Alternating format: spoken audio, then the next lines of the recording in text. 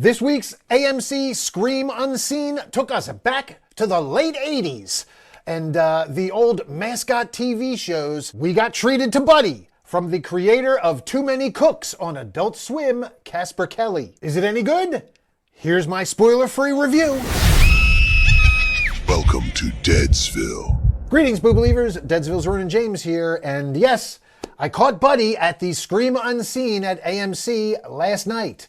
And I gotta say, good time. I really had a good time.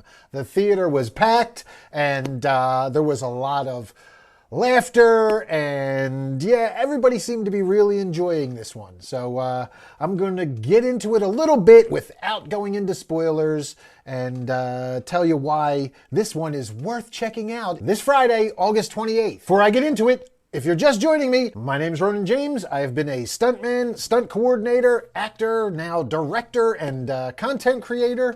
Been doing this for over 20 years, and you have seen me in productions big and small, I guarantee it, as a stunt person. I've worked on things like Guardians of the Galaxy Volume 2, Netflix The Punisher, Amazon's The Tick. I was a stunt double on the old Gotham TV show. And I've been on a bunch of police procedurals as well. Fought Sylvester Stallone on camera in Escape Plan 2 and a whole lot more. So I have been in the biz, as they say, for a very long time. And I like to take some of that experience and behind the scenes knowledge and apply it now to my reviews and to my horror and hero talk here in Deadsville. So make sure you like, subscribe, follow, ding the bell. We are on Patreon. We are everywhere that you get your podcasts. You can find Deadsville Horror Talk and Deadsville Hero Talk. Usually I have a co-host for our long podcasts, either Steph Infection and Haley Hansen, or sometimes just Steph Infection with me. And sometimes I'll have a guest slot, and stay tuned because we might have some auditions coming up if you want to jump in and host, if you're local. We try and keep it local so everybody can be here at Deadsville Studios in this lovely studio that we have built. So, again, like, subscribe, follow, do all that good stuff. Find us everywhere you get podcasts, and you can watch videos on YouTube and TikTok and all the other social medias. Find us Deadsville Productions, and you'll find me as Deadsville Ronin. All right. Now that that's out of the way, Buddy is an upcoming 2026 American comedy slasher film directed by Casper Kelly, the creative mind behind Adult Swim's famous viral short, Too Many Cooks. The movie features a prominent ensemble cast, including Kristen Milioti, Keegan-Michael Key, Topher Grace, Patton Oswalt, and Michael Shannon. Following its initial premiere at the Sundance Film Festival in January, the film is scheduled for a wide theatrical release in the United States on August 28, 2026, distributed by Roadside Attractions and Saban Films. The narrative presents a dark, subversive spin on 1990s children's television programming. And yes, if you've seen the trailer, and hopefully you have, I watched the trailer because we've been getting a few of these things now. The horror trend is to take our childhood memories and ruin them, or at least make them scary. So yeah, we're getting a lot of this lately, whether it's some of the actual IP, like Popeye and Steamboat Willie becoming public domain, or whether it's in a parody form like Amityville Barbie, wink wink, or Buddy, who is an obvious parody of Barney the Dinosaur from the old 1989 kids show. And yes, it is very obviously a parody of Barney. There's also a heavy dose of Pee-wee's Playhouse worked in here as well, because you get some inanimate objects brought to life, like the couch and the mailbox, and you also have other human visitors, like a mailman, a nurse, and and you also have some other human characters in the neighborhood, like a mailman and a nurse, and yeah, it all makes for a very nostalgic and recognizable backdrop for those of us that grew up in the 80s and early 90s. yeah, the attention to detail that Casper Kelly has put into recreating a lot of the tropes and cliches that were used at this time is excellent. I mean, it's really, really good. The writing is really good to work in all of the stuff that we remember from these kind of educational kids' TV shows. The corny 80s hip-hop rapping, terrible dancing, the songs of everything is a song, whether it's about cleaning or being brave. There's the attention to detail to recreate a lot of that stuff and take those of us that grew up back then on an authentic trip down memory lane was really well done. I definitely enjoyed that aspect of it. Now, all these things are happening and we're seeing these cliches, and at the same time, this big orange unicorn starts to go off the rails after one of the kids decides that he doesn't want to play along. And again, if you've seen the trailer, I'm not going to give anything away, but we see different scenes with Buddy in the woods carrying an axe, all bandaged up. We see some kids scared. We see some flashes of things. And I can say that the execution of this, well, let's go with the premise first of all. The premise is not something that is terribly new. Obviously, like I said, we're getting a lot of these ruinations of our childhood, twisted takes, we'll call them, on our childhood. The Poohniverse, a perfect example. Taking Winnie the Pooh and making him evil. So having an evil unicorn mascot is not necessarily groundbreaking here, but it's in the execution that Buddy really shines, for me at least. I really found that this was done well, and where some of these other ones might not be as engaging, I guess. When you get into too much exposition and too much talking and stuff like that, you start to lose me. And that's the one thing I really appreciated about Buddy was we jump right into this kids TV show. And now let me say that the 4:3 aspect ratio that we started off in whenever we were in the kids TV show, we see this in the trailer. Again, this isn't a spoiler. This is something that was in the trailer. The aspect ratio when we're in the kids TV show is 4:3, like an old television set back in 1989, 80s, 90s television set, before we had widescreen, flat screen, all that stuff.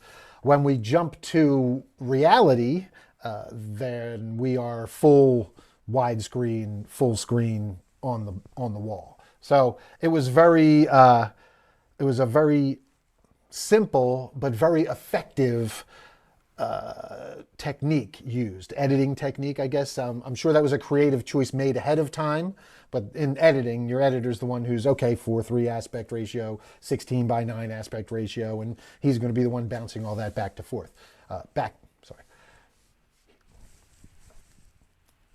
The editor's going to be the one that's kind of going back and forth when assembling the footage, putting that together, but the director and DP also have to take that into consideration. We're shooting for 4:9.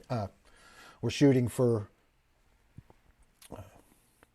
16:9, or we're shooting for 4:3, whatever the case may be.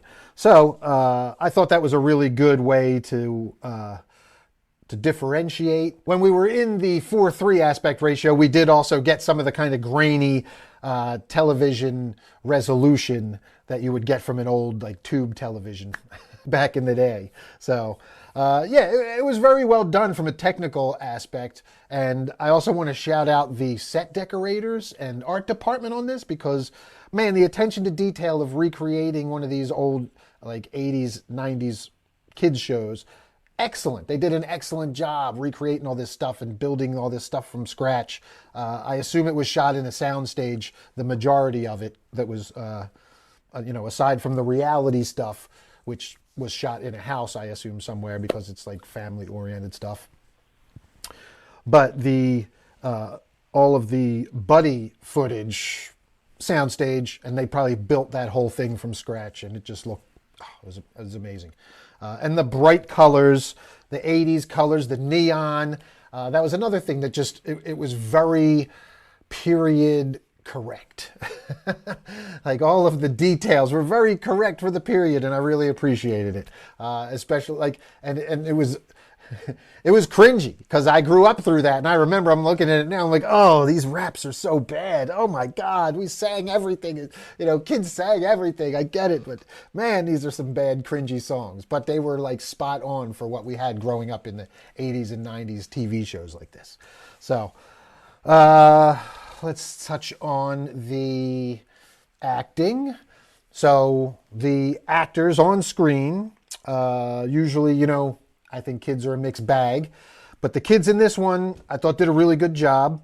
Now, when you first meet them, they are all in show. It's all in universe of the Buddy show. So campy kind of cheesy acting plays there. So it's kind of like when you first meet them, are these kids really good? Are they really good at acting cheesy, or are they really bad actors? And this is just a really cheesy scene anyway. So it's working because it's, we're playing in the cheesy 80s. But when the seriousness, but when the seriousness sets in, we get, some really good acting from some of these kids. I thought it was very well done. The highlight, though, obviously, is going to be your voice actors, because you have Keegan-Michael Key, who plays Buddy and is just ridiculous, over the top. His voice is great. His delivery, just, he's very Barney-esque. And yeah, when he goes off, there's, it's just funny for him, like some of the things he's saying. And in his goofy voice, big orange unicorn with a big purple heart on his chest, saying, some like outlandishly violent stuff to children in this goofy voice. It's a very nice contrast. And it makes for really good dark comedy. It's very, very good dark comedy. If you like dark comedy, you are definitely going to appreciate this. So, yeah. Let's see. Patton Oswalt plays Strappy, and he was really good. I enjoyed Strappy, the performance. You could tell Patton Oswalt whenever he's in anything. He has a very distinct voice. Like, if I didn't know that was Keegan-Michael Key doing the voice, I might not have realized it. I can spot Patton Oswalt. I know when I hear him, because he voices a lot of stuff, too, and he has a very distinct voice. So, but he did a great job as Strappy, the backpack. So yeah, I'm not going to get into spoilers. I'm going to jump and give a score now, and I will, compare it with Rotten Tomatoes after that, and then we'll wrap up, because Steph and I will see this probably this coming weekend when it officially releases. Yes, I will not mind seeing this a second time. The practical effects were pretty good.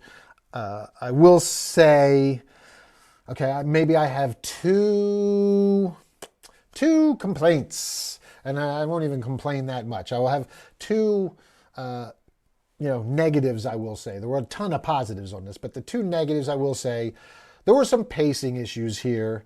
Sometimes we are moving kind of quick, and then there's certain scenes where stuff drags to a halt.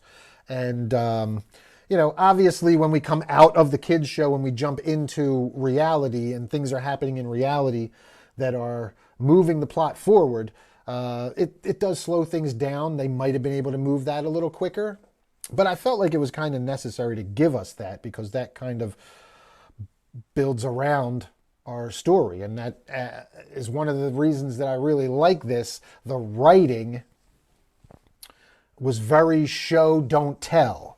And if you're a writer, movie script writer, somebody that studies film, then you know what I'm talking about. You want to show, don't tell. Don't do a whole bunch of exposition. Don't have a character come in and give an info dump for 10 minutes and bore the hell out of your audience. You want to show them stuff. And again, I feel like Casper Kelly trusts his audience here because he does a really good job of showing and not telling, this whole story and piecing things together and trusting the audience to be smart enough to piece this together of what's going on. And by the time we get to the third act, we've had a couple bumpy spots with the pacing, but if you're paying attention, then you are right there. I know, I've seen some mixed reviews online following up and seeing some of the people that went and saw it on the Scream Unseen Facebook pages, where, some people I guess I just didn't get it, blah, blah, blah. And maybe some people didn't grow up in the 80s, so they didn't see all the Easter eggs and little, subtle, nuanced, maybe not so subtle, but very period accurate, little Easter eggs and bits that were all in there. Whether it was just, having the kids do another crappy hip hop song, or, the talking mailbox that, eats mail, that kind of thing. We had those in all of those kids shows growing up. So, again, let me touch on this too real quick, because I saw a lot of people saying, oh, well, this is not that original, blah, blah, blah. It's been done before on Angel, when they had Angel turn into a puppet in 1999, and he did this. Well, actually, you're right. This is not, this whole demonic television station premise has been done before, but it was done way before Angel too. I mean, you could go to 1992 and it was Stay Tuned, with John Ritter and Pam Dauber getting pulled into a TV station, a cursed TV station, and having to go channel to channel to escape. So yeah, way back in 1992, we had Stay Tuned. So Angel did similar to Stay Tuned. Angel wasn't original either. Angel just put a puppet spin on it. So I see people comparing it. Oh, Angel did it better. Well, Buddy's doing the same thing that not Angel did. Well, yeah, it's doing the same thing Angel did, but Angel got it from Stay Tuned. So Buddy's actually doing the same thing Stay Tuned did, and just putting a mascot spin on it, like Barney, instead of making it a puppet like Sesame Street, which is what Angel was. So yes, this is not a super original premise, but it's the execution that is original and fresh, and especially nowadays when so many movies I go to see, and I mean, they either put me to sleep with so much exposition or so much bad character choice making, questionable stuff, and this didn't have that. This everything kind of, for a movie that was really crazy and kind of absurd, it all made sense when you put it all together. I didn't have a whole lot of holes to shoot in this script. And again, maybe because they don't spoon feed the audience and I'm left to interpret things. And I could be interpreting things differently than somebody else. And, again, maybe somebody doesn't get what I'm getting out of it. This is all subjective. It's art. But at the end of the day, I had a really good time, and I give Buddy an 8 out of 10. I really, really enjoyed this one. And I look forward to going back and seeing it again in the theater. So, yeah, pleasant surprise for, especially coming off last week's Scream Unseen, where they showed us It Ends. And it never ended. It was so slow and boring and nothing happened. This movie, so much happened, and it was just so much fun. I really, really enjoyed it.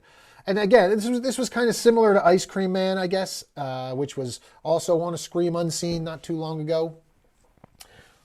Very vibrant colors, very kid-centric, and that would probably be my second, maybe con, maybe, I don't want to say negative, but maybe, the one thing that I would have done differently. I kind of wanted this to go a little harder into the gore and blood and gore and special effects, kills, all that kind of stuff. They were fun, but I felt like we could have gone a little harder. Maybe they didn't because they were working with kids here and the ideas were killing kids, and maybe he didn't want to push too much gore. There's some creative kills in here, and there's still some really great effects, but I feel like it kind of wanted to be Barney meets Terrifier and never kind of gets that Terrifier level gore going on. But still really solid job by the special effects team, by the art department, by everybody involved in this, man. I really enjoyed the movie. I look forward to see what Casper Kelly does next. And yeah, let me know if you saw it at Scream Unseen recently at AMC on that Monday night. What did your audience think? Mine was laughing the whole time. We had a packed house. People kind of knew that it was Buddy, so people came out for it, and we were not disappointed. Everybody was pretty happy that I talked to afterwards. Let me know what your experience was. Did you see it at Scream Unseen?